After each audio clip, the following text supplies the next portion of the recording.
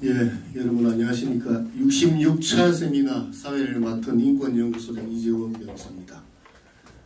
아침에 참 고운 목소리의 노래를, 가곡을 들으니까 머리가 굉장히 맑아지고 마음이 가벼워집니다. 그런데 사실은 오늘 아침에 여기 오기 전에 현관에서 조간신문을 얼핏 봤는데요. 정부에서 탈북자 2사람이 살인 혐의가 있다고 해서 북쪽으로 추방한다고 합니다. 어제 했죠 이미. 이런 일은 굉장히 나쁜 선례입니다. 우리 북한 이탈 주민의 보호와 정착 지원에 관한 법률에 보면은요, 북한 주민이 우리 당국에 보호를 요청하는 순간 정부의 보호 의무가 생깁니다. 우리 대한민국 국민하고 똑같이 취급을 해야 됩니다. 그런데 살인 혐의가 있다고 하더라도 대한민국 법에 의해서 재판을 하고 처벌을 하는 게 옳습니다. 그런데 북쪽에서 살인을 저지른 혐의가 있다고 해서 추방을 하게 되면 앞으로는 북쪽에서 여러 가지 이유를 들어서 범죄 혐의자라고 얘기를 하면은 북송해야 되는 그런 나쁜 선례가 되지 않을까 걱정이 됩니다. 우리 정부가 굉장히 잘못하고 있는 것 같습니다.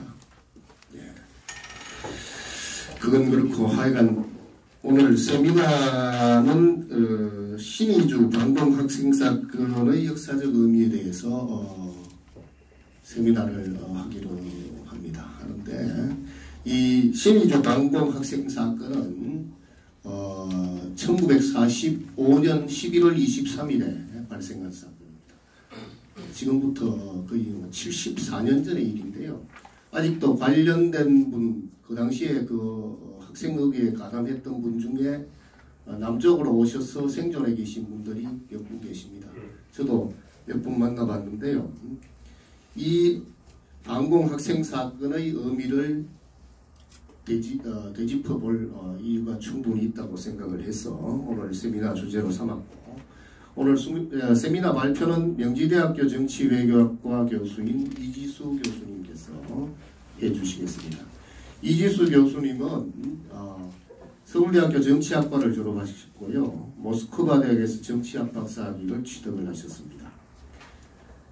박사학위 논문이 소련의 대북한 정책, 우리 해방 공간에서의 대북한 정책을 주로 연구를 하셨습니다. 그래서 아마 신의주 학생 의거에 대해서도 깊이 연구하신 바가 있으신 걸로 알고 있습니다. 그다음 토론은 김영수 북한인권 국제 NGO 네트워크 공동대표께서 해주시겠는데요. 김영수 대표님은 김일성종합대학에서 생물학을 전공을 하셨습니다. 그리고 동국대 문학과에서 박사과정도 수료하신 바가 있습니다. 발제는 이지수 교수님이 한 30분 정도 해주시고요.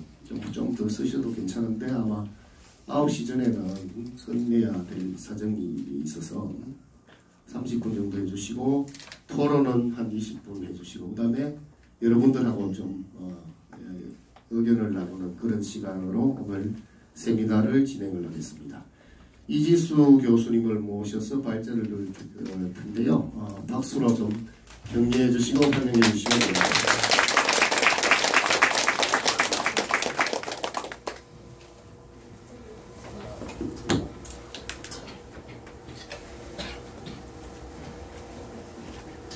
예, 안녕하십니까, 이지수입니다.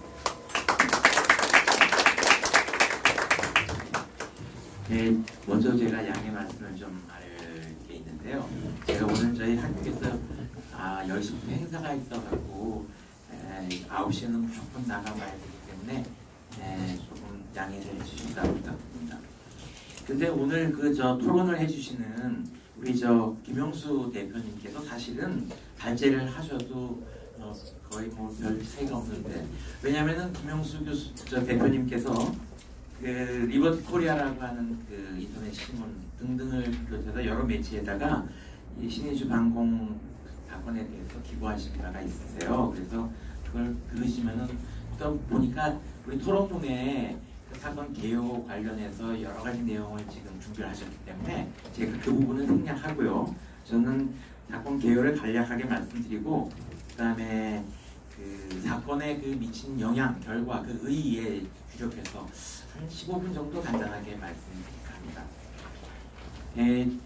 제가 이거 앉아 있는데요. 와서 뒤에서 아주 익숙한 목소리가 들리는 거예요. 그래서 이렇게 보니까 이제 어떤 우리 저 여성분이 앉아 계시는데 목소리가 너무 익숙해요. 저한테 귀에. 왜 그러냐면은 제가 저희 고향이 제가 함경도 부청입니다. 왜 제가 함경도 부청이라 그러냐면 어렸을 때부터 아버지가 네 고향은 부청이다. 태어난 곳은 서울이지만은 태어난 곳은 부청이다 그래갖고 함경도 사투리가 워낙 익숙하게 들었었는데 뒤에 계신 분한테 여쭤보니까 부산 분이라 그러시더라고요. 그래서 아주 아마 북한에서는 여기 내려오신 분들도 여기 많으신 것 같은데요. 우리 남한에서는요, 저희 세대만 하더라도 티니주 방공의거 학생 사건은 아주 상식적으로 다 아는 얘기입니다. 그게 56년도부터 아예 그 방공 학생의 날인가 이렇게 해갖고요. 11월 23일을 아예 그 정했습니다. 그 나라 그 기념일로. 그래서 저희는 어렸을 때부터 방공 학생의 날을 기억하죠. 그 다음에 11월 3일 날이 또 있습니다. 그건 그냥 학생의 날입니다. 그건 53년부터 기념일로 지정했었는데 그거는 일제시대 때 광주 학생 사건이라고 해서요. 일제에 항거하는 광주 학생들 그 기념해서 그래서 11월 달에 11월 3일 광주 학생의 날, 그 다음에 11월 23일 또 방공 학생의 날 이렇게 두 개가 있었는데요. 이게 나중에 84년도에 통폐합이 됩니다. 그래서 방공 학생의 날은 이제 없어지죠. 11월 3일 그냥 학생의 날로 이렇게 통폐합되면서 아마 그 이후 세대들은 잘 모를 거예요. 그런데 저희 세대만 하더라도 신의주 방공 학생의거는 아주 유명하죠. 함흥 또 학생의거 사건도 있었어요. 그 전에.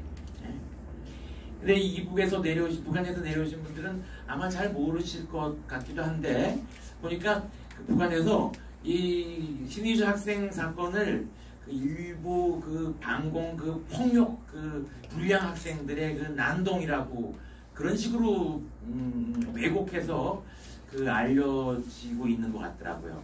첫 기슭이라고 김영수 대표님께서 또 소개해 주실 텐데요. 그게 94년도 김진성이라고 하는 작가가 있습니다. 나중에 그것 때문에 김일성 뭐 개관 작가상인가 뭐 받고 그랬었는데요. 그 양반의 소설을 이제 드라마로 해서 사로총 아마 45주년 기념인가 해서 아마 17부로 만들어서 평양에서 그러니까 텔레비전에서 방영을 했었죠. 재밌는 거는 그 김진성이라는 작가가요. 나중에 그 2004년도인가요? 그 용암표 기차 폭발 사건이 일어나면서 그게 김정일이 암살의 음모다 그래갖고 대대적으로 사건을 조사하는데 뭐 여러 사람 숙청당하죠. 그때 2007년도인가 철도상도 숙청당하면서 그 친하다는 이유로 해서 김진성이라는 사람도 그 수용소로 끌려가는데 일설에는 총사당했다는 설도 있고 뭐 그랬죠. 그래서 그 다음에 특히 그게 45년도 벽두에 그러니까 45년도 아직 조선민주주의인민공화국이 서기 전에 벌어진 사건인데요. 그 일련의 사건으로 말미암아 북한에서는 3사람 이상 모이는 그런 자체를 우리는 집회 및 시위에 관한 법률 위반이라 해서 집시법이라고 있고 그런데 북한에서는 그런 일체 그러니까 조직되고 동원된 집회나 그 어떤 모임 이외에 개별적으로 사적으로 당국에서 신고가 안 된 상태에서의 그 모임은 대단히 어렵죠. 그때부터 이제 그래서 우리가 그냥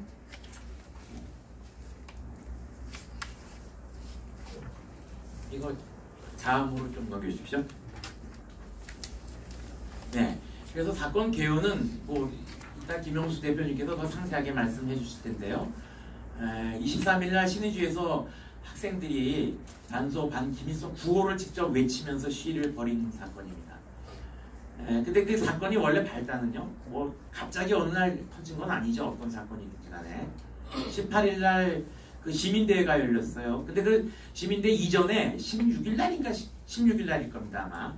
그 기독사회민주당이라고 그 한경직 목사님 그런 분들이 다 일원이 돼 있는 해방 직후에 결성된 정당인데 거기서 대회가 열렸는데 거기서 막 불만이 막 표출된 겁니다. 그래서 안 되겠다 그래갖고 당국이 시민대회를 열어서 그래서 일반 인민들 그다음에 학생들을 대상으로 무슨 교양 사업 뭐 이런 것들을 하려고 유무 뭐 이런 것들을 하려고 이제 모아놨는데 거기서 또 다시 터져서 막 퍼진 사건이죠. 그래서 처음에는 청년 학생들과 시민들의 그 기세가 너무 당당하니까 밀렸어요. 당국이.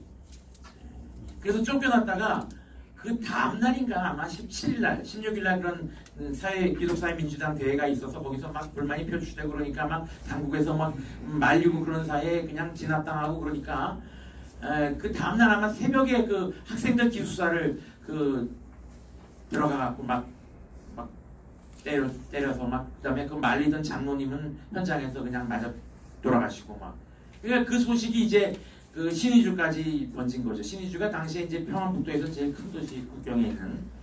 그래서 이제 학생들이 역시 청년 학생들이 겁도 없이 물불 안 가리고 혈기에 가득 차 있으니까 그래서 아주 계획적으로 주도적으로 조직적으로 이제 사건이 전개됐습니다. 지금 이 피살된 학생이 23명이고 뭐 중경상자가 700명이다. 뭐 추적된 사람 2,000명이다. 이거는 정말로 추측에 불과합니다. 왜냐하면은 북한에서 그런 사건 기록을 공개를 하지 않기 때문에 또 특히 재판 없이 끌려간 사람도 있고요. 한 100명 정도는 아예 그냥 곧장 소련으로 압송됐더라고요.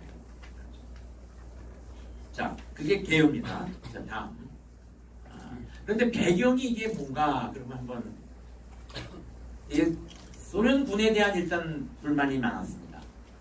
이 소련군이요. 2차 대전 때 제가 소련군의 상황이 어땠는가를 소련군 아카이브 고문서 자료, 비밀 자료를 이렇게 보면서 제가 느낀 건데요. 정말 열악했습니다. 군수가. 그러니까 그 군수가 보급이 되는 게 아니고요. 자체 보급. 혁명 때도 그런 얘기를 했습니다. 사회공산주의자들은요. 그거를 보급투쟁이라 그래서요. 민간인 약탈을 보급투쟁. 우리는 혁명을 위해서, 대의를 위해서 싸우는 사람들이기 때문에 민간인에게 약탈하는 게 아니고 우리 이 대우를 유지하기 위한 보급투쟁에 나서는 거다. 그러니까 민간인 약탈도 혁명운동의 일환이라고 했던 그런 전통이 있습니다. 그 2차 대전 중에 소련군이요. 자체적으로 조달합니다. 보급이 따로 물론 있지만 그게 너무 열악하니까요. 자체적으로 지역마다 소련군의 땅이 이게 확보되는 그런 기록이요. 소련의 공산당 중앙위원회 비밀 문서실에서 제일 특급 기밀로 그게 저장돼 있더라고요. 왜 이게 기밀로 저장돼 있나? 생산량하고 땅 생산량하고 군대 공급량하고요. 그랬더니 그게 일단은 너무 열악했습니다. 생산량이. 그런데 군대에서는 계속 공급이 되고 있는 거예요. 그게 뭘 의미하는 거냐? 그러니까 통계에 잡히기 전에 그냥 군대에서 다 현지에서 가지고 간다는 그런 장기수로 복역하다가 나중에 돌아가신 전향하지 않은 미전향 장기수 군의 회고록에 보면은요, 자기가 직접 목격한 건데 소련군이 철수할 때요, 북한에서 6.25 전에 철수를 다 하죠. 그때 38선 경계 라인이 있지 않습니까? 거기에 경계 초소에 초소마다 이제 무슨 원두막 같이 있고 그 위에 이제 비닐 덮개를 비 맞을까봐 이렇게 해놓고 그랬는데 그것까지 다 걷어가 드립니다. 그래서 자기네가 이런 것까지 왜 걷어가냐? 이거는 너희들이 가져가야 할 품목에 리스트에 없다. 따졌대요. 따졌는데도 우리 전쟁, 이 지역은 우리가 전쟁에서 이긴 지역이기 때문에 이 전쟁 배상금으로서 우리가 다 가져갈 수 있다. 그러면서 그것까지 걷어가더래요. 그러니까 이 당시에 그 북한 인민들이 소련군에 대해서 느꼈을 불만이 어느 정도 있는지, 물론 여러분들 잘 아시겠지만 시계 같은 거 소련군인들이 좋다고 뭐 강간, 약탈 이런 게 많았죠. 그런데 제가 대학교 들어갔을 때요, 그 해방 전후사의 인식이라고 하는 책이 이제 그때 막 대학가에 인기가 있었는데요. 거기 보면 송건호라고 하는 분이 있었습니다. 지금 돌아가신 언론인데, 저희 사실은 돌아가신 선친하고도 아주 친한 개인적으로 그런 분이셨는데, 그분이 이런 거기다 논문을 썼어요. 뭐냐면은 소련군은 해방군으로 북한에 들어왔고 미군은 점령군으로 들어왔다. 그 근거를 그 소련군 치스타코프 사령관의 포고문, 그리고 우리 메가더 사령부, 하지 사령부의 그 점령군 포고문, 이 두 개를 비교하는 거예요. 그 전자 소련군의 포고문은요, 우리는 해방군이고 여러분들은 스스로 자주독립국가를 이제 만들어 나갈 것이고 우리 붉은 군대는 그것을 전적으로 지지하고 도와준다, 뭐 이런 식으로 돼 있어요. 거기에 비해서 우리 저 미군의 포고문은 군정의 당국의 뭐 소위 얘기해서 포고를 위반하는 자는 엄벌에 처할 것이며, 그 군정 당국에서 정한 법규를 철저히 지킬 것이며, 뭐 이거 완전히 그 뭐라 그러나 그 엄포, 포고 뭐 이런, 그러니까 그런 굉장히 엄격한 그런 거죠. 그걸 비교하면서 전자는 해방군이고 후자는 점령군이다, 뭐 이렇게 그렇듯하죠.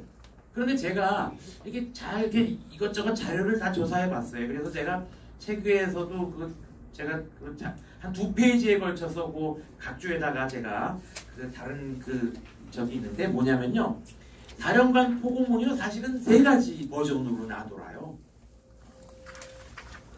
우리가 지금 송건호 선생님께서 하신 그 얘기, 아주 그 고무찬양적인 그 해방자로서의 포고문은요, 사실은 실제로 있었어요. 10월 12일 날 치스타코프가 그런 포고문을 냈어요.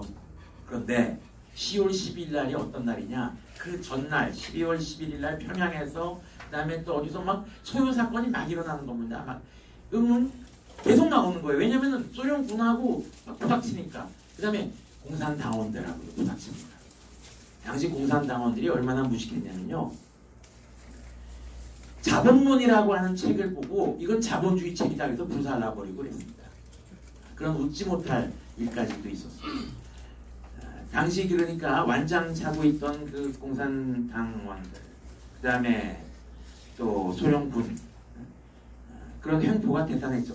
그래서 부랴부랴 내놓은 게 10월 12일자 치스타코프의 포고문이 그 송건호 선생님이 인용한 얘기예요. 그런데 그 10월 12일자 포고문이요, 8월자 포고문으로 둔갑이 돼요. 그 둔갑이 되는 그 과정은요, 제가 자료를 딱 뒤져보니까 소련에서 나온 80년에 나온 소련의 책에 보면요, 포고문이라 그래서 그렇게 나와요. 근데 재밌는 게 자기네 군대 사령관이 그런 아주 고무적인 그런 포고문을 냈으면은 추천은 자기네가 돼야 되잖아요. 무슨 뭐 프라우다 신문이라든가 무슨 군 기밀 문서라든가. 근데 재밌는 게 뭐냐면은 1958년에 북한에서 나온 북한 책을 거기다 추초로 달아놨어요. 말이 안 되죠, 이게 앞뒤가. 이런 식으로 왜곡되는 사례는요, 소위 그 진보 좌파 그 연구자들 사이에서도 아주 흔하게 보입니다. 이건 좀 주제하고는 좀 떨어진 건데, 제가 가령 예를 들어서요, 김일성의 만주에서의 한일 무력 투쟁에 관한 책이 하나 있습니다.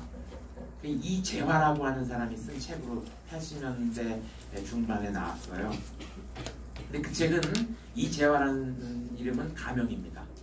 그 책에 나온 배경은 뭐냐면, 당시에 그 고려대학교 출신의 운동권 출신자들이 그 책 출판사를 차려갖고 북한에서 나온 그 김일성 만주 항일 투쟁에 관련한 기록을 가져다가 그대로 그냥 출판한 겁니다.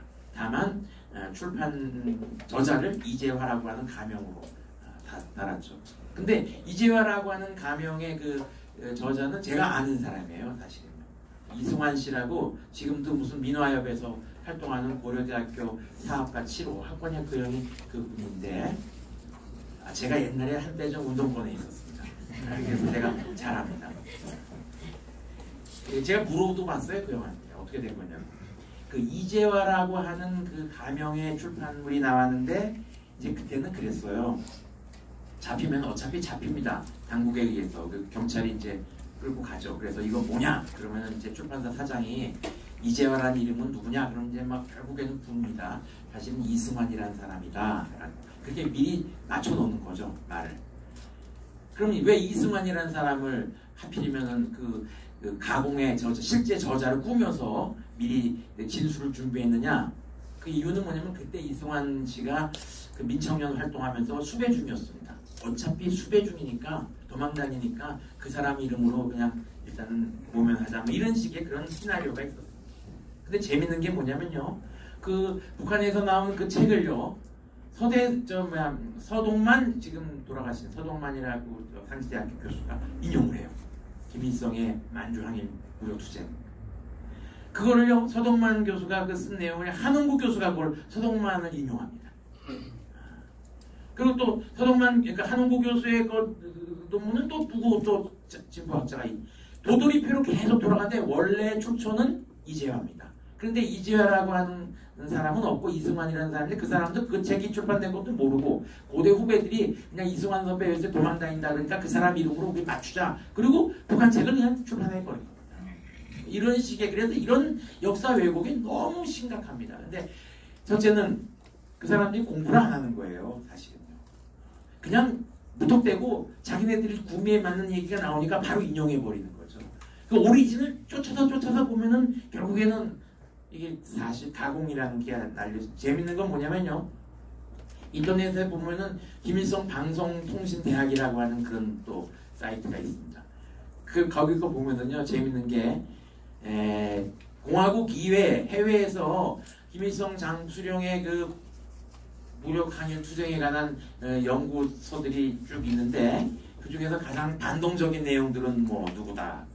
그다음에 가장 진보적인 내용이라고 하는 거는 이재화의 책인데 이것도 사실은 고슬점이 많다. 뭐 이렇게 비판을 받아요.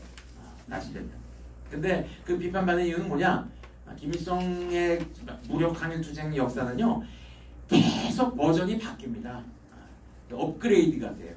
계속. 그래서 그 전 내용이 부정되기도 하고 안 맞으면 버리기도 하고 또 새로 추가하기도 하고. 그런데 그때 당시 고대 출신들 운동권 사람들이 출판사에서 출판한 김일성과 만주 항일 무력 투쟁이라고 하는 그 책은 70년대 중반에 나온 책이에요. 그러니까 뭐 그렇게 비판을 받고 그런 거. 예를 들어서 제가 간단하게 말씀드렸습니다.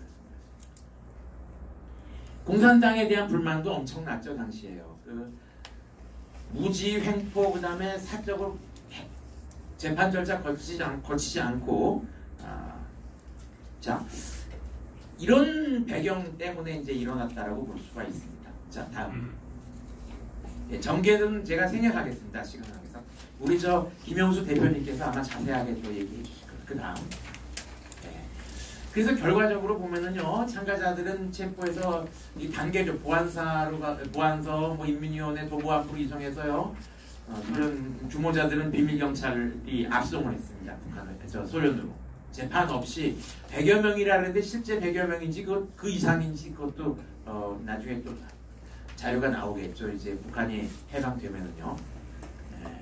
재밌는 게 뭐냐면은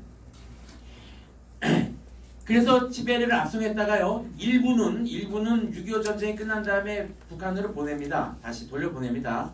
그 돌려보낸 사람들을 북한에서 그대로 그냥 민간에다가 방출하지 않고 교화소에 또 수감을 해버려요. 그 교화소에 수감하면서요. 또 그 정치 교육이라 해서 이제 강사들이 나와서 교화소 수용자들을 대상으로 막 교육을 하는데 이 사람들이 시베리아에 가 있는 사이에 막스 레닌주의에 대해서 공부를 더 많이 한 겁니다. 그러니까 강사들한테 그거 그렇게 얘기하는 거 아니라고 틀렸다고 막 이렇게 얘기해서 아주 웃지 못할 그런 에피소드도 있고요. 그래서 대부분은 이제 59년도에는 이제 18호 관리소라는 데로 수감해갖고 아마 지금까지도 나오지 못하고 있다고. 그 계기가 돼서 물론 그 신의주 학생 그것만 있었던 건 아닙니다. 제가 다음 페이지에서 좀 말씀드리겠지만요. 뭐 크고 작은 사건들이 많았어요. 당연하죠. 소련군과 그 당시 공산당에 대한 불평불만이 엄청났으니까요. 그 함석헌 선생 같은 분이 당시 그 민족 지도자라고 했었는데 이 신의주 학생 운동의 배경이다 그래갖고 잡아가고 아주 고초를 겪었죠. 그러다가 그냥 안 되겠다 그래갖고 내려오신 거죠. 장도영 그 육군 참모총장도 당시에 교사셨는데 신의주에서 그러다가 그때 안 되겠다 그러고 내려오고. 네. 다음 그냥 이거는 많이 그냥 흔히 아는 사건들만 이제 한번 기록해 놓은 건데요. 예를 들어서 45년도 2차 대전이 끝나면서 사실은 동유럽에 먼저 더 그 소련군이 진주를 했습니다. 이 북한보다도요. 근데 이제 동유럽에서는 53년, 56년, 68년이 큰 사건으로 기록되죠.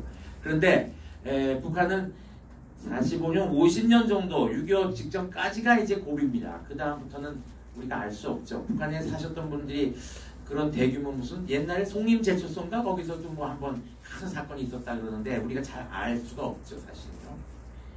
그런 얘기를 많이 합니다. 왜 고르바초프 페레스트로이카 이후에 동유럽에서는 베를린 장벽도 무너지고 헝가리, 폴란드, 체코 이게 다 인민들의 시위에 의해서 정권이 무너진 거 아닙니까? 근데 왜 북한은 근데 왜 안 무너지느냐? 이게 사실은요, 북한이 이게 다른 게 그런 겁니다. 다음 제가 그 말씀드리겠습니다. 이 정치 사회 공간이 단순화돼 버려요, 북한이요.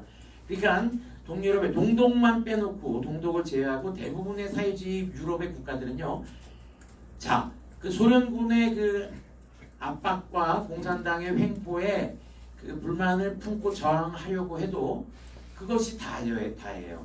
나갈 수가 없습니다. 나가면은 다른 나라로 망명하면은 이건 뭐 받아줄 리도 의문이고 그 다음에 말도 틀리고 사람도 틀리죠. 그런데 북한은 남한이라고 하는 그 탈출 공간이 있었습니다. 그 도관에 든 쥐가 아니고 구멍이 뚫린 독에 있었던 거예요. 그러니까 그 구멍을 통해서 다 빠져나간 거예요. 45년, 48년 김일성이가요 46년도에 그런 얘기 했습니다. 막 빠져나가니까요. 공화국을 빠져나갈 놈들은 다 빠져나가라 그랬어요. 오히려 통치하기가 쉬운 거죠. 오히려 반대하는 놈들 다 빠져나가는 게. 저는 그래서 한때 북한에서 탈북자들을 북한 중국하고 국경선에서 탈북자들이 자꾸 빠져나가는 거를 혹시라도 김정일이가 과거에 45년, 48년 사이에 불평분자, 반소, 반공분자들은 다 빠져나가라고 할 때 그 경험을 토대로 해서 오히려 일부러 좀 나가는 거를 방치하는 건 아닌가 막 그런 엉뚱한 상상도 해본 적이 있습니다. 사실.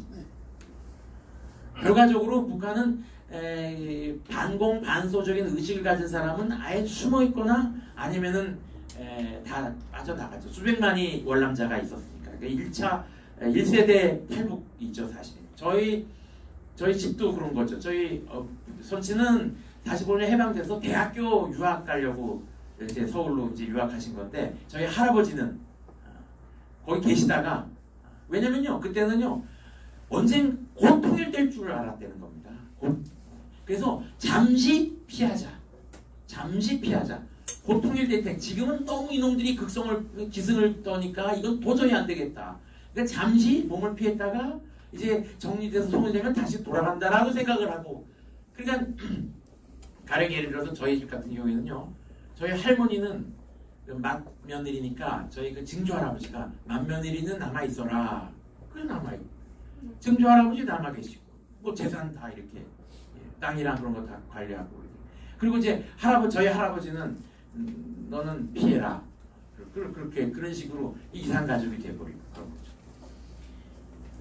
그래서 북한이 동유럽과 좀 다른 정치 지역. 그래서 50년대, 60년대 후르초프가 소련에서 뭔가 유화국면 정세를 조성했을 때 동유럽에서는 일어났죠. 그 폴란드 체코 사태, 그렇죠. 헝가리. 그런데 북한에서는 또 베를린 장벽 무너지고 그때 80년대 말 90년대 초에 그 동구에서 격변이 있었던 시기에 왜 북한은 달랐죠. 그 사람들은요 잠복해 있다가 틈만 나면 또 올라오고 잠복해 있다가 올라오는 시기였는데 북한은 거의 대부분이 다 나와버렸죠. 저는 그래서 사실은 좀 위험한 농담인지 모르겠지만 탈북하신 분들이 내려오셔가지고 북한 김정은 정권에 그 대항할 세력들이 더더욱 줄어드는 게 아닌가 그런 생각이 좀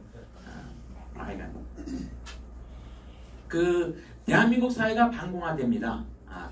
이 신의주 사건을 전후로 해서요.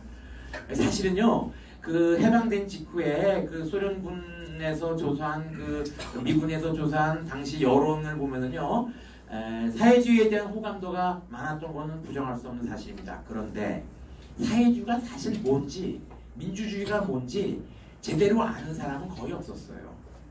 지식인들도요, 관념적으로 알았지 체험적으로 아는 건 없어요. 왜냐면 그런 생활을 해본 적이 없기 때문에.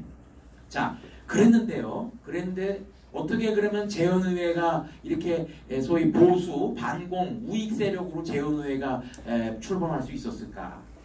물론 사람들은 그래요. 46년도 5월에 정판사 위조집회 사건이 있어요. 그래서 조선공산당의 지도자들이 다 체포력 떨어지면서요, 월북해서 피신하고요, 박헌영이부터. 그리고 이제 남로당이라고 하는 당시 지하로 들어가고요. 그 다음에 재헌의회를 보이콧합니다. 그랬기 때문에 그랬다라고 하지만요, 사실은 장독수라든가 뭐 이런 사회주의 연하는 지식인들이 많았어요, 정치인들이요. 그런데 그런 사람들이 왜 보수 우익으로 자기를 이렇게 이미지 메이킹을 할 수밖에 없었냐면요, 45년 1월 3일, 46년 1월 3일, 45년 12월 25일 날 현지에서는 25일, 우리는 26일, 27일이죠. 26일, 27일. 그 모스크바 삼상회의에서 식타 통치를 결의합니다. 그 소식이 연말에 우리 한국에 한반도에 전해지면서 우리 전 국민이 들끓죠. 해방되는데 무슨 식타 통치냐? 반탁운동을 이제 전개하는 겁니다. 그때 좌우 막론하고. 그래서 같이 그 합동 군중대회 한다고 그러고 막 그 걸기대회 쓰고 막 그랬어요. 박헌영이가 소련에 간 거죠. 평양에 갔습니다. 평양에 가서 도대체 어떻게 된 거냐? 그쪽에서는 소련에서 그걸 친탁 통치 결정했다 그러니까 모스크바 삼상회의에서 어리둥절한 거죠. 근데 뭐 이런 척삭 하니까 근데 국내 여론은 안 좋습니다. 무슨 소리냐고. 그 박헌영이가 내려와 갖고요, 찬탁시위를 바꿔라 그렇게 된 겁니다. 이 많은 사람들이 얼마나 혼란을 겪겠습니까? 그 안에서도 웅성웅성. 그 다음에 일반 시민들은 이 사회주의 공산당에 대한 어떤 나름대로의 그 호의적인 시선이 그때를 계기로 해서, 저는 최근에 우리가 조국 사태를 볼 때 그런 조짐이 아주 보이더라고요. 그 안에 있는 사람들 중에서 이건 아닌데 고개를 갸우뚱하면서 말이죠, 참여연대니 그런 단체에서 막 뛰쳐나오는 사람도 있고요. 아무튼 그 45년도 그 11월에 신의주 반공 그 사건을 전후한 사건들이 정치사회의 반공화가 됐다 이거죠. 그 세계사적인 의의도 있다. 이 정도로 마치겠습니다. 감사합니다.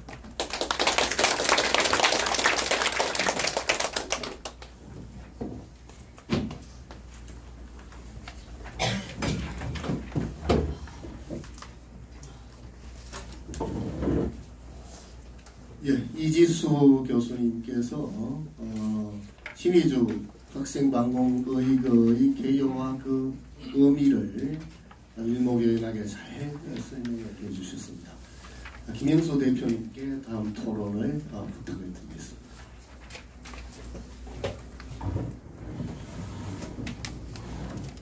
네, 안녕하십니까. 김용수입니다. 아마 책자에 제가 자료를 다 넣었기 때문에요. 또 앞서 또 이제 발제를 하셨기 때문에 제가 좀 갈라해가지고 좀 빠진 부분하고, 또 제가 좀 강조한 북한에서 신주 학생 사건에 대해서 어떤 교육을 하고 있는지 거기 좀 초점을 좀 맞추겠습니다. 우선 토론에 앞서서 이렇게 항상 우리 북한 이탈 주민들을 사랑해 주시고, 또 그리고 최근에도 우리 탈북모자 사건 때문에 많은 마음을 쓰고 계시는 우리 박선영 이사님과 또 여기 계신 물망초 이사님들 참석하신 분들한테 너무도 감사하는 말씀 좀 드리겠습니다. 서희 한번 좀 우리 박선영 이사님께 좀 박수로 좀 한번 좀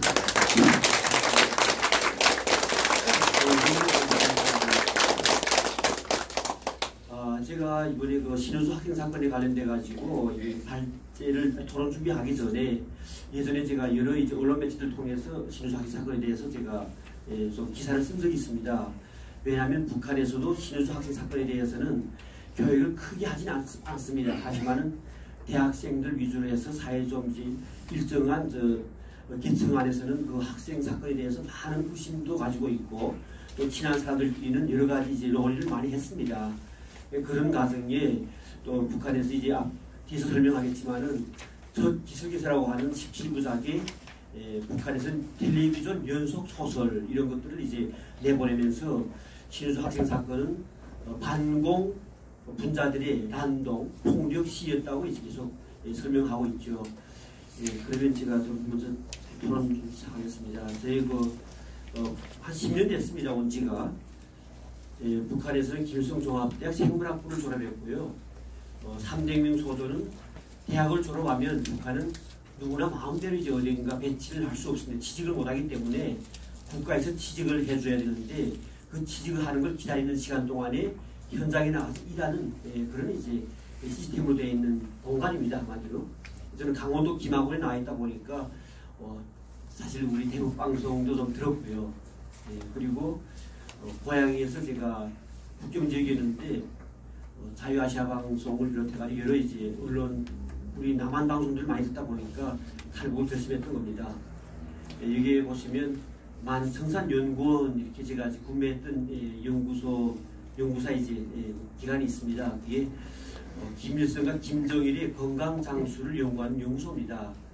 우리가 알고 있는 만순강 연구소 이게 지금 바로 이 연구소인데요. 제가 이제 많은 글을 쓰다 보니까 네이버에 검색만 하면 제가 만청산 연구원 제가 한국에 왔을 때 이제 한번 제가 네이버로 검색해 보니까 전혀 그때는 만청산 연구원 자체가 없었습니다. 지금은 제가 이제 너무도 많은 한 수십 건의 자료를 올리다 보니까 여기에 약하겠습니다. 한번 이제 궁금하신 분들은 과연 이 연구소가 어떤 연구를 하고 있는지 한번 알 수 있을 겁니다. 그 후에 이제 중앙당에서 근무하다가 저희 고향인 양강도에 와서 도의민위원회 그러니까 도청 공무원을 하다가 탈북했습니다. 지금 현재 진검단에 대해서는 마지막에 제가 좀 단체에 대해서 설명 조금만 좀 하겠습니다. 그리고 하는 일은 여러 가지 일들을 하고 있는데요. 여기 이제 없는 내용에 지금 미국의 자유아시아 방송을 제가 지금 여전히 계속 하고 있는데 한 4년 차 됩니다. 그 내용이 이제 우리 아마 네이버 사이트에 가서 자유아시아 방송 코리아 우리 거기서 김씨 일가의 숨겨진 진실 이렇게만 치면 제가 4년 동안 하고 있는 매주마다 계속 북한 주민들이 듣는 방송을 하고 있습니다. 그 내용을 알 수 있을 거라고 보고요. 박사과정은 제가 법학을 한 이유가 앞으로 통일되게 되면 우리가 그래 법이 가장 중요한 거 아닙니까? 통일 국가에서 우리가 대한민국의 기본 헌법과 이 틀 안에서 북한을 변화시켜야 되기 때문에 제가 좀 법을 좀 공부해야 되겠다 생각해서 법학 수료를 하고 지금 논문 좀 준비하고 있습니다. 크게 세 가지 내용으로 제가 이번에 신우수 반공 학생 의거에 대해서 좀 이게 전개를 했었는데요. 앞에 발제하시면서 우리 교수님께서 너무도 잘 또 설명하셨기 때문에 조금씩 약하면서 제가 북한 당국에 지금 교육에 좀 초점 맞춰보겠습니다. 여전히 지금 우리가 한국 자유총연맹에 가게 되면 여기에 지금 기념탑이 있습니다. 사건의 이제 발발에 대한 것은 앞서 말했기 때문에 약하겠습니다. 제가 좀 중심적으로 말씀드리고 싶은 게 과연 그러면 신은수 학생 사건이 일어났던 그 현지에 대해서 좀 설명 좀 하겠습니다. 여기 보신 것처럼 북한은 9개 도시요. 9개 도 중에서 평안북도 소재지가 바로 신우수입니다. 그래 발발한 곳은 신우수에서부터 남쪽으로 20km가 떨어져 있는 여기 용안포에서 시작이 됐습니다. 이 용안포 위치를 보게 되면요. 북한에서 소문난 것이 농사가 잘 되는 땅이 용천벌이라고 있습니다. 용천벌. 바로 이 용천벌이 가장 중요한 것이 이게 영담포의 이쪽에 큰 이 농경지가 용천벌이 됩니다. 그러다 보니까 일제 시기에도 여기는 북한에서 가장 잘 사는 지주가 많았고요. 그러다 보니까 이쪽 지역이 바다를 끼고 있다 보니까 압록강이 하부다 보니까 또 바다를 끼다 보니까 물고기도 많이 잡혔었고 농사가 잘 되고 하다 보니까 부자도 많고 그러다 보니까 많은 사람들이 좀 그때 유학도 많이 갔고요. 북한 내에서 유학을 가장 많이 갔던 지역이 바로 이 용안포를 비롯한 신우주 지역입니다. 신우주는 농사보다도 기본은 큰 도소해지고 중국 단동을 마주해 있기 때문에 시내로 칠 수 있지만은 가장 돈 많은 사람들은 이쪽에 지금 모여 있었던 것으로 이렇게 지금 이야기되고 있습니다. 우리 신우주 특성을 보면 경의선이 있어가지고 우리 남한에서 올라가다 보면 신우주 거쳐서 단동 거치면 중국을 비롯해가지고 우리 대륙으로 이제 나갈 수 있었고요. 용천불이 있고 압록강 하류라는 이런 지역적 특성이 있습니다. 여기 보시면 중국에서 말하면 신우주입니다. 유학생 많았고 특히 중요했던 게 뭐냐면 기독교가 이제 아주 활성화되어 있었습니다. 신우주 지역이 기독교가 활성화되어 있다 보니까 해방에 대해서 가장 중요했던 게 기독교들로 이루어진 정당이 생겨납니다. 여기 보면 기독교 사회민주당, 그래서 간단히 말하면 기민당이라고 할 수 있는 거죠. 이 당이 이제 생겨나가지고 북한 전체에 이 기독교 당이 이제 확장하려고 확장세를 퍼지고 있는 상황에서 또 이런 소련 군정에서는 이 지역에 대해서 아주 우려를 하게 됩니다. 촉각을 이제 여기 보게 되면 소련 군정이 그 기민당에 대한 당시 확장에 대해서 아주 그 촉각을 두고 있는 상황이었었고요. 기민당이 그 결성될 당시 그 정강 내용을 제가 좀 살펴봤습니다. 공산주의 독재를 반대했습니다. 우선 사회민주주의 수립하는 것이었고 기독교 정신이나 사회 개량이 세 가지 목적을 가지고 이 당이 결성돼가지고 그 당시에 이것을 북한 전역뿐만 아니라 우리 대한민국까지 이제 확장해보려고 하는 그런 이제 여러 가지 행사를 많이 했습니다. 그 행사의 이름으로 해가지고 바로 기독교 사회민주당에서 용안포에서 지구당이 이제 행사를 했는데 그때 한 행사 이름은 그래서 시민 큰 대회로 이제 진행을 했는데 그 당시 참가했던 학생이 반공 반소 이제 연설을 하게 되고 여기 참가했던 공산당 그 당시 공산당 이영ub이라고 하는 그 책임자가 참가했다가 거기서 이제 몰래 빠져나옵니다. 아무래도 자기가 이제 발언하다 보면 더 이제 그 정황에 부딪힐 것 같은 게 빠져나와서 결국 그게 이제 압제하기 위해서 여러 가지 이제 공산당들이 이제 그 소속에 있던 공산당원들을 동원해 가지고 습격하는 사건이 벌어집니다. 11월 18일 시민대에서 수상학교 학생 최병학 학생이 연설하는 내용이 있는데요. 그 연설 내용과 함께 그 연설 준비를 시킨 것이 그 중학교 기숙사 사감이 이제 그 준비를 시키니 반느기까지 시켰다는 그런 내용이 있고요. 그때 구호를 보게 되면 과연 그들이 어떤 걸 목적했는가를 잘 알 수 있습니다. 공산당은 수산학교를 내놓아라. 이 수산학교가 그 당시에 중학교였었는데 공산당에서 그 학교를 정치훈련소로 만들어놨습니다. 그러니까 학교를 빼들어낸 거죠, 한마디로. 거기에 대한 이제 반대였고요. 그 다음에 소련군 앞잡이 이영욱과 부주들을 물러가라 이렇게 이제 구호를 외쳤던 거고요. 이렇게 제가 앞서 다 설명했기 때문에 진행한 전 발발 과정은 좀 약간 약하겠는데요. 18일부터 19일까지 계속 진행됩니다. 결과적으로 신우주에서 그러면 이게 용안포에서 어떤 일이 벌어졌냐 하고 사람들 파견해가지고 학생들이 그걸 이제 조사를 합니다. 그 과정에 많은 사람들이 죽었고 또 그리고 홍석황이라고 하는 장로가 그 자리에서 이제 투영됐다는 사실을 이제 알게 됩니다. 결국 그게 이제 점점 크게 번지게 되는데요. 20일 날에 강당에서 이제 회의를 개최합니다. 학생들이 그때 이제 조사단 파견해가지고 그 진상이 이제 폭로가 됩니다. 결국 그러다 보니까 그 실태 조사 과정에 소련군 병사들이 약탈행위 아까 발제에서 나왔던 것처럼 소련 군인들이 막 겁탈행위도 하고 약탈도 하고 했던 그런 자료가 막 나왔었고요. 공산당군이 그 학원 간섭 비롯해가지고 여러 가지 자료가 많이 나오는 중에 그 당시 보안부장이었던 환웅에 대한 그 관료행위에 대한 자료도 많이 나옵니다. 여기에 대해서 이제 그게 투쟁을 이제 하자 이렇게 이제 결성을 했었고요. 22일 밤부터 학생 대표들이 이제 모입니다. 결국 용안포가 아닌 신우주로 이제는 결국 모든 이제 세력들이 이제 귀합을 하게 됩니다. 그래서 23일 날이 결과적으로 아침 9시에 시작이 된 건데요.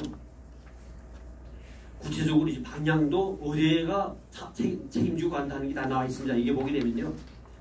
동중학교하고 일중학교는 도청하고 보안부를 가는 것이고 사범학교하고 이공업학교는 공산당 본부를 가는 것이고 이렇게 자기네 공격 지점까지 이제는 딱 낙석 짓고 시작을 했는데요. 결국 비폭력 시위였죠. 한마디로 무장을 들지 않은 상태였는데 소련군 장교가 권총으로 난사하면서 결국 한 명이 이제 시행되고 그때부터 이제 폭력적인 그런 시위로 이제 동반하면서 많은 학생들이 죽게 됩니다. 이게 자료가 아까 말씀하신 것처럼 23명이 희생됐다고 이야기하고 있지만은 아직 구체적인 자료를 이제 더 설명할 수는 없는데 여기에 이름은 있습니다. 여기 이정식, 백광진 비롯해서 또 그리고 중형사 입은 사람에 대해서도 있고요. 이렇게 진압을 이제 한 시간을 보게 되면 20분밖에 안 걸리는 게 처음부터 이제 무장을 가지고 마구 난사합니다. 그리고 헬기까지 동원됐다는 그런 자료가 있는 거 봐서는 그때 이제 비폭력 시위에 대한 정말 폭력 진압이 그때 20분이라고 하는 짧은 시간 동안에 진압을 했다고 볼 수 있습니다. 가장 중요했던 게 그걸 계기로 해가지고 소련 군정과 그다음에 공산당의 행보가 가장 심해졌습니다. 그래서 많은 분들이 그때 이제 제가 지금 한국에 가서 이거 좀 연관시켜 봐야 되는지 모르겠는데 서북투명단이라는 걸 제가 듣고 나서 많이 이제 봤습니다. 아마 이제 그때 내려오신 분 중에 많은 분들이 그 서북투명단의 기본 멤버가 아니었을까 이런 생각 들고 있는데요. 저는 북한에서의 이 신은수 학생 의거가 가장 중요한 것이 첫 반공 시였고 또 그리고 반정부 시였으면서 또 동시에 우리 대한민국의 반공 투쟁에 정말 원초적인 근저가 아니었겠는지 그런 생각도 해봅니다.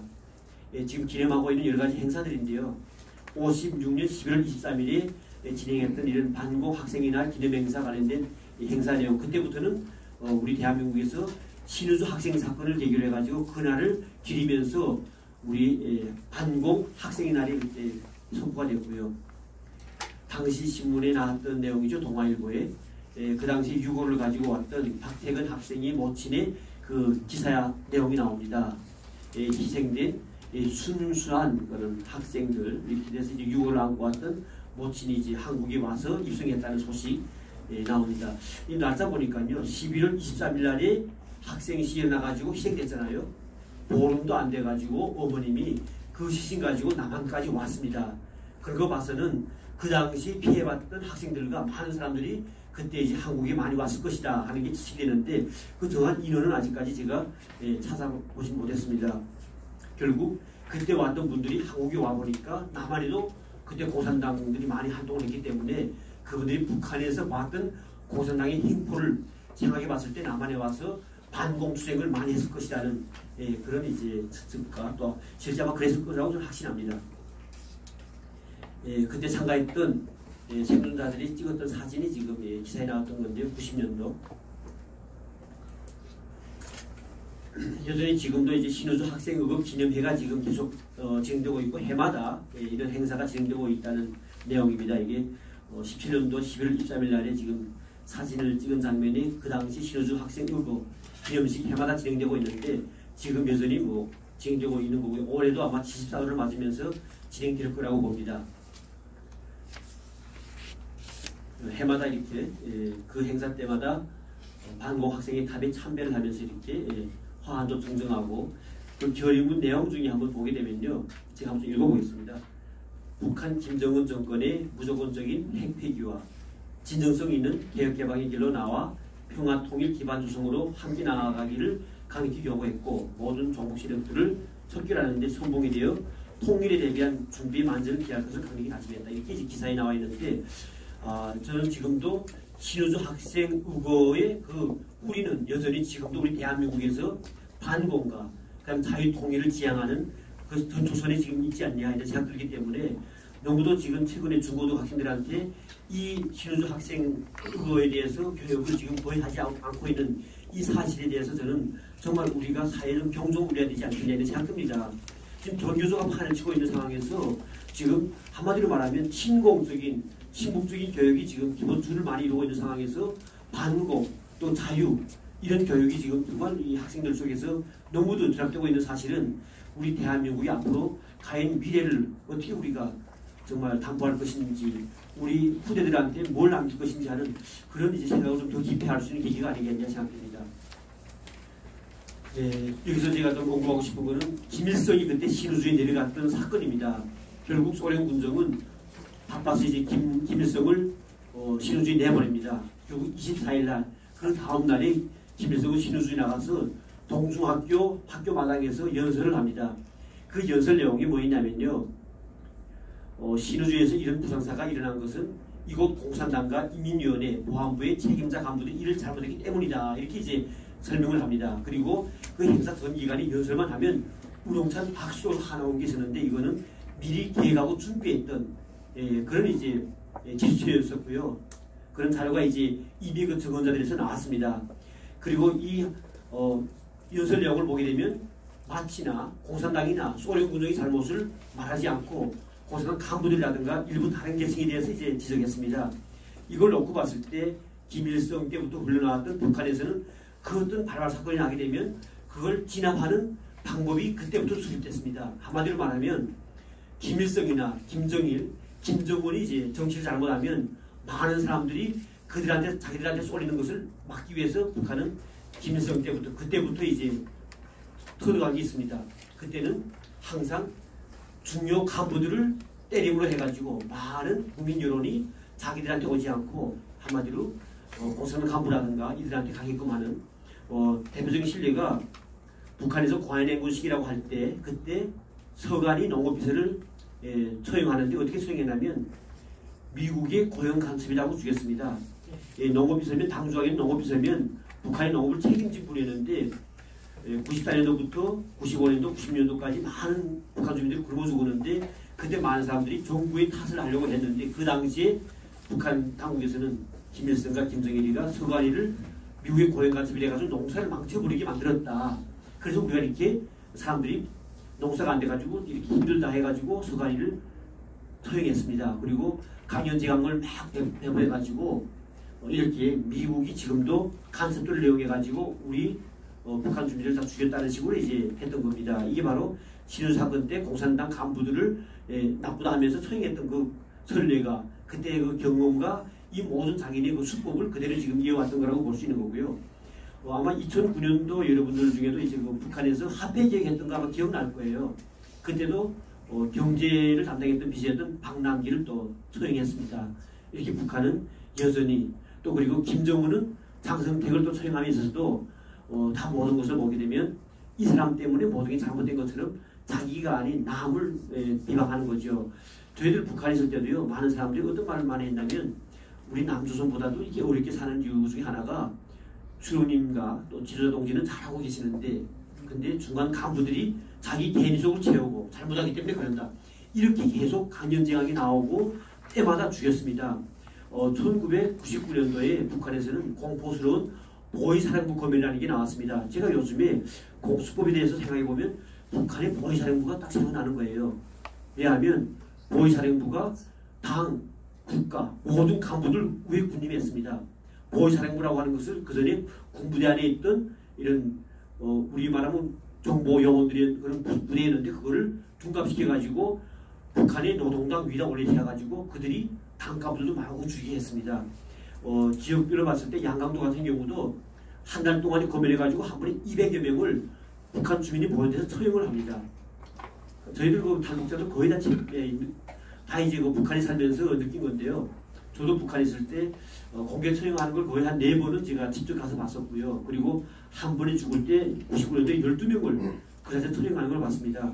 뭐 공개 처형하면요. 제가 강의를 많이 다니면서 이야기하는 게 반드시 처형할 때는 사람의 뇌수를 박살내버립니다. 북한은. 그러다 보니까 그 공포스러운 사람이 죽을 때 이제 순간에 이제 머리가 날아가고 그다음에 그 피가 막 이제 낭자하게 제가 탈북하기 4개월 전에도 이제 2008년도 11월 달에 마지막에 봤던 것도 3명을 총살하는데 11월 달이다 보니까 북한은 눈이 오게 되면 10월 달 말쯤 눈이 옵니다. 북쪽에는. 그러면 거기 봄까지 녹지 않습니다.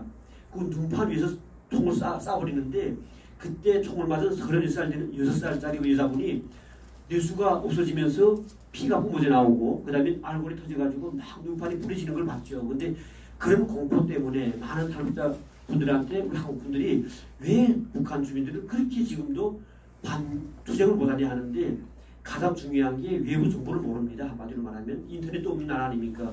그리고 북한은 어릴 때부터 소련단이라고 하는 조직에 망라시켜가지고 북한은 가장 무서워하는 게 중고등학교 학생들을 무서워합니다. 때문에 소련단 시절에 조직에 묶어놔가지고 체내교육을 시키고 그 다음에 중고등학교 시절에는 청년동맹에 100% 이제 가입시켜가지고 매주 토요일마다 생활총화를 시키고 그 다음에 북한은 그러잖아요. 대학가마저도 대학도 시간 표제를 만들어가지고 학급을 만듭니다. 통제하기 위해서. 제가 한국에 와보니까 대학생들은 자기 마음대로 시간표 선정해가지고 공부할 수 있지만 북한은 그거 아닙니다. 대학 졸업할 때까지도 왜냐하면 이걸 통제하기 위한 거예요. 그리고 대학가에 가게 되면 학급이 아니고 학급마다 소대라고 군대처럼 소대, 그러니까 한 개 학급 소대고 학급장은 소대장입니다. 군대처럼 이렇게 통제를 하는 이유가 젊은 청년들, 그러니까 신은수 학생 사건 때처럼 가장 진성이 아까 우리 발제할 때 교수님께서 말씀하신 것처럼 학생 사건들, 신은수 학생 사건 말고도 평양, 함흥 다 보게 되면 중고등학생들과 대학생들이 했습니다. 우리 한국도 민주화운동 할 때 보면 나이 많은 시민들보다도 학생들이 많이 했던 이유가 있지 않습니까?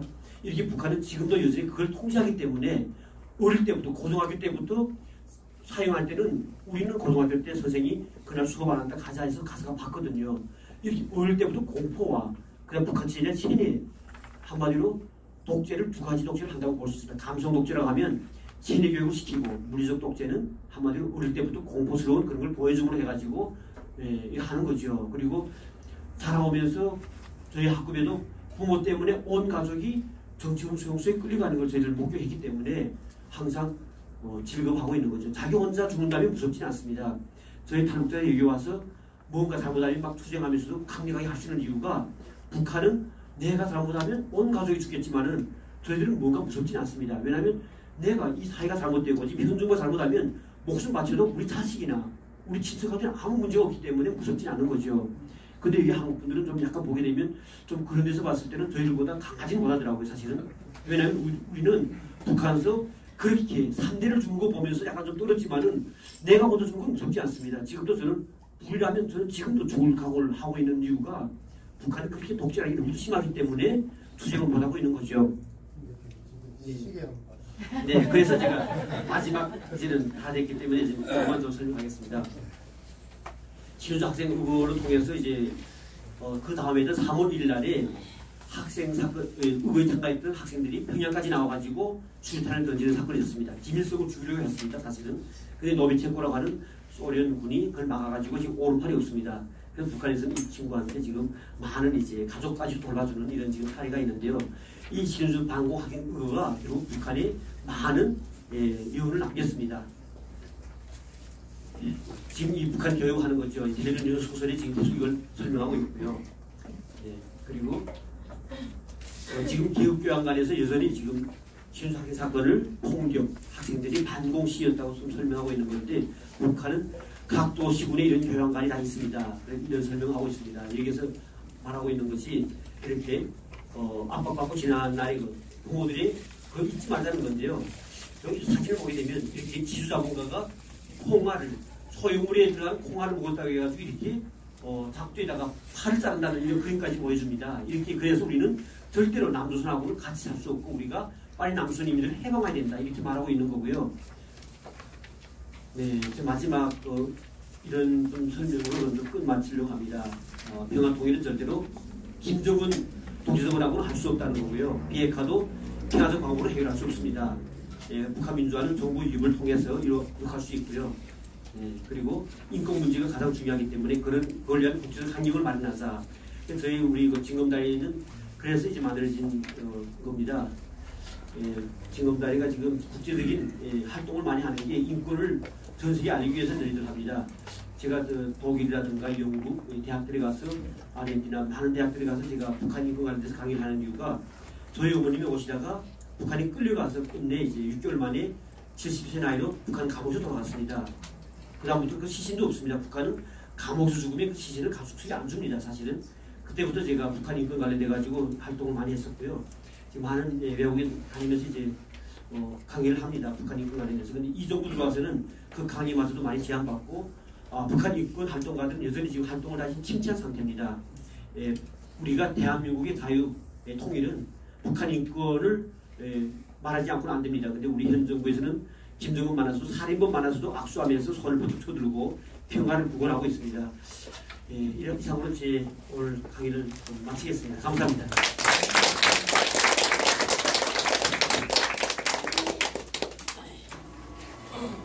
김영수 대표께서 우리가 신의주 학생의거를 왜 기억해야 되는지 평양에 사실 때부터 최근에 이르기까지 여러 가지 실증적인 자료와 곁들여서 토론을 잘 해주셨습니다.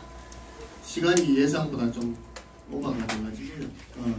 여러분들 질문 한 2분밖에 못 듣겠습니다. 빨리 교수님도 같이 하고. 여쭤볼까요?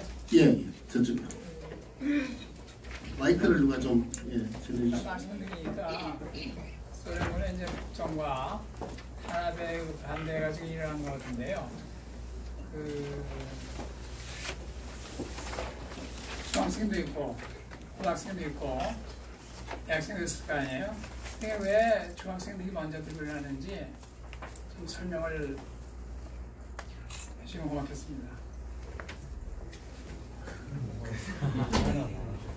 그거는 저로서도 대답하기가 말씀드리기가 좀 글쎄 그 부분은 제가 생각을 못해봤는데 혹시 저는 제 소견에는요 이렇게 생각됩니다. 그 당시에 북한에는 대학이 지금처럼 없었죠. 한마디로 말하면. 그리고 중학교 학생들 자체가 지금 우리가 생각하는 그런 이제 어린 학생이 아니라 북한은 중고등 고등중학교라고 하잖아요. 그러니까 왜냐하면 그 중학교 학생들 나이대를 봤을 때는 거의 이제 16, 17, 18세 되는 그런 이제 나이대가 되다 보니까 그들이 이제 영향이 크지 않았겠냐 생각됩니다. 대학 자체. 예, 그러니까 지금 제 어린 14살, 14살짜리 같아 보이진 않고요. 근데 제 북한에서 생활해 보면 제일 성숙되면서 세계관 형성된 나이가 아마 16세, 17세가 아니겠냐 이렇게 생각되는데 아마 그 나이 때니까 정리가 좀 붙어 있었을 거라고 생각됩니다. 무서운 게 없잖아요. 중학생이라고 말씀하시니까 네. 굉장히 어려웠는데 고등학교가 북한인 중고등학교죠. 예. 직업적으로는 저 고등학생이나 그러니까 대학생이 더 여기서 말하는 중학교가 아니고 북한은 최근에 와서 고등중학교를 분리했습니다. 근데 북한은 지금도 고등중학교가 초급 중학교, 고급 중학교 이렇게 지금 고등학교라고 안 붙이거든요. 그러니까 지금 여기서 말하는 중학교 사건이라 하지만 사실은 이게 우리 고등학교라고 이제 볼 수 있는 거죠. 예. 그다음에 무슨 질문을 질문. 예, 북한 입할 주민, 북한에서 오신 분들 중에서 우리들의 지도자라고 하면 우리는 옛날에 이승만이나 김구라는 지도자가 있었는데 지금도 북한에서 온 분들이 해외에서나 남한에서 여러분들을 이끌어 주실 지도자가 누구를 지도자로 생각하는지 아니면 삶으려고 하는 분이 있는지 그게 갑자기 궁금해지네요. 네.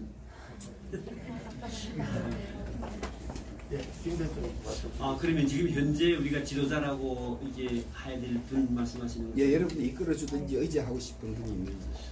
지금 뭐 다 하시는 것처럼 저희 탈북자들은 거의 많은 탈북자들이 우익진영에 많이 이제 의탁을 하는 이유가 자유라고 하면 북한은 공산주의, 사회주의에 대해서 다 알고 나쁜 걸 알고 왔지 않습니까? 근데 제가 한국 와서 느낀 거는 뭐냐면 이상하게 주사파도 있었고 사회주의에 대한 그 환상에 빠지는 분들이 꽤 많아요. 젊은 친구들이. 예, 그런 거 봤을 때는 저희들은 항상 우리 이념적으로 앞으로 이제 지도적인 그런 이제 인물은 이승만 대통령을 비롯해서 지금 그 뒤를 잇고 계시는 그런 분들이라고 저는 생각합니다. 그리고 많은 분들이 지금 왜 어떤 당에서 그럽니다. 모모한 당이죠. 정확히 말하면 여당 쪽에 탈북자를 배신자, 변절자라고 말하는 분들이 있습니다. 근데 그분들이 어떤 말까지 하냐면 당신들도 한국 와서 보면 가장 어려운 상태의 사람인데 왜 보수당 같은 그렇게 좀 그러니까 마치나 보수당은 잘 살고 자기네는 못 사는 우리와 같은 사람들인데 왜 우리를 지지 안 하고 그쪽으로 가냐 이렇게 말하는데 저희들은 항상 그런 말 하는 거죠. 북한 인권에 대해서 말하지 않고 북한에 대해서 비판하지 않는 그런 이념을 가진 사람들하고는 저는 가까이 할 수 없다 이렇게 이야기하는데 그러고 보면 우리 흑백이 다 달라지는 겁니다. 그래서 많은 탈북자분들이 지금 다 거의 이제 자유민주주의 가치를 기준 여기는 그런 정당을 바라고 지금 그런 지도자급에 있는 한국에 있는 분들을 우리는 항상 따라서 앞으로 이제 같이 할 거라 이렇게 생각을 하고요. 제 생각인데 많은 분들이 그런 것 같습니다. 네. 김영수 대표님 개인적인 생각을 말씀하셨지만 다른 분들도 크게 다르지는 않을 걸로 생각합니다. 예. 이사장님 뭐? 예, 시간이 지났지만 지금 탈북자 중에 가족이 이 신의주의 학생의거하고 관련된 분이 좀 저기 계셔서요. 우리 이웅걸 박사 그 가족하고 이 신의주 의거하고 좀 한 말씀 네. 시간이 없으니까 길지 않게 해주시면. 아, 예, 예. 안녕하십니까. 북한 전략정보서비스센터 대표 이윤걸이라고 하고요. 오늘 이 자리에 이사장님께서 며칠 전에 저도 미국에서 좀 온 지가 얼마 안 됐죠. 그래서 몰랐다가 이 회의가 진행되는 걸 알아서 조금 오늘 아침에 늦었습니다. 제가 저희 가족이 그런 것보다도 저희 할아버지가 기독교 장로였고요.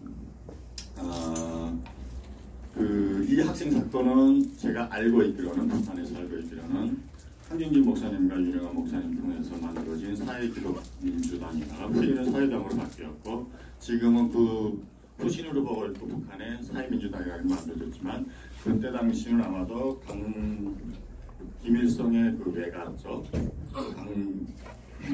강석의 그 오빠나 이런 사람들이 만들어지니까 우리 북한 내 기독교 사회민주당이 두 가지로 나뉘어져 있다는 걸 알고 있었고 한경진 목사님이나 윤영아 목사님을 비롯해서 신실한 기독교인들, 반동 투사들로 만들어진 당은 주로 신호주 평원군 쪽을 중심으로 그다음에 아마도 이쪽 분들은 아주 소수였는데 지금은 물론 당시지만 저희 할아버지 제가 북한에 있을 때 이 사건은 실질적으로 그 기독사회민주당의 어떤 영향력에 의해서 처음에 이 조직이 됐고 그 이후에 우리가 여기서 이제 앞에서 다 말씀드렸던 건 저도 들었기 때문에 한두 가지 말씀드리고 싶은 것이 그러면 지금 살아있는 분들 중에 이걸 증언할 수 있는 분이 계시냐 제가 알고 있기로는 살아있는 건 거의 살아있는 분들은 거의 없는 것 같고 최근에 3년 전에 일본의 김예호라는 분이 그분이 그쪽에 실제 피해 학생 사건에 김일성한테 직접 물어보도 봤던 사람 중에 한 분이고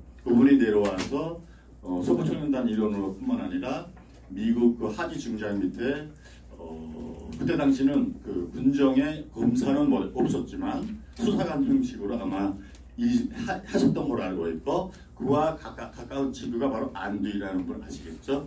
김구 선생이라는 거죠. 제가 그분을 사살한 분이 바로 그분의 친구로서 실질적으로 신의주 학생 사건 참여자고 그분도 현실적으로 영안부 출신이라는 걸 말씀드리고 싶고 제가 여기서 말씀드리고 싶은 것은 저희 이력 문건에 바로 이 사건에 관계된 사람들이 제 친척들 중에 순교자분들이 몇 분 계십니다.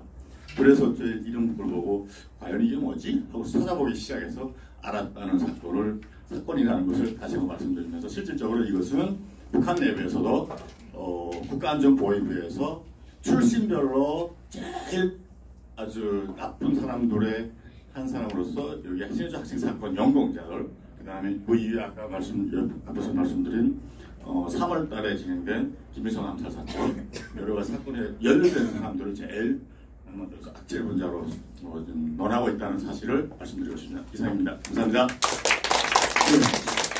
시간이 없어서 다음에 모셔서 좀 자세한 얘기를 들어보고 싶은 생각이 듭니다. 한 분만 더 질문을 받습니다. 이쪽입니다. 네, 김영수 대표님 수고하십니다. 다만 1929년도에 신의주 고보에서 주동해서 일어난 신의주 학생 의거 사건 그것이 1960년도에도 우리나라 교과서에 많이 나왔는데 언젠가는 사라지고 광주 학생 의거만 나타났어요.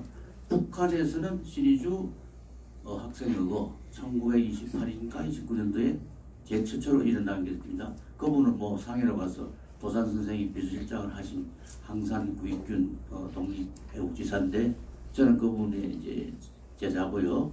저는 혼업지산이고 그분은 항상 도산계통인데 하여튼 북한에도 그런 게 기념식을 하나요? 1928, 29년도에 신의주 학생 그거 안 합니다. 그거는 항일운동이었겠네요.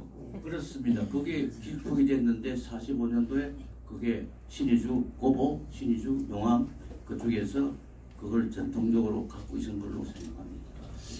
북한은 김일성의 그 항일 투쟁을 부각시키고 그걸 중심으로 해야 되기 때문에 일치 모든 다른 활동에 대해서 거의 이제 응고하지 않고 조금씩 응고하다 지금도 이제처럼 신의주 그 당시 운동은 저희 교육받은 기억이 없습니다. 예. 아쉬운 점이 있겠지만 오늘 세미나는 이걸로 마쳐야 될 것 같습니다.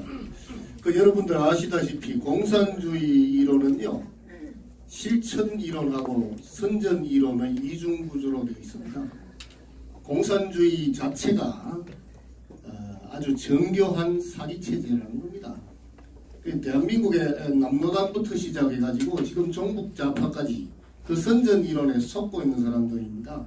그런데 그거를 직접 경험해보고 공산주의의 실체를 세계 최초로 폭로한 사건이 바로 신의주입니다. 그래서 그 스탈린의 딸이 그런 얘기를 했습니다. 몸으로 공산주의를 겪은 사람은 반공주의자가 되고 책으로 공산주의자를 겪은 사람은, 접한 사람은 공산주의자가 된다고 했습니다. 그래서 북한 공산주의자들은요, 남한의 종북 세력을 절대로 존경하지 않습니다.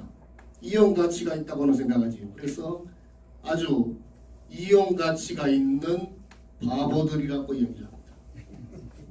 그래서 레이몽 아롱이라는 그 프랑스의 학자가 이런 얘기를 했습니다. 머리가 좋거나 정직한 사람은 공산주의자가 될 수 없다고 했습니다. 대한민국에는 이 멍청한 머리 나쁜 바보들이거나 아니면은 거짓말쟁이들이 지금 대한민국을 장악하고 나라를 망치고 있습니다. 예, 오늘 세미나는 이걸로 마치겠습니다. 오랜 시간 경청해 주셔서 대단히 감사합니다.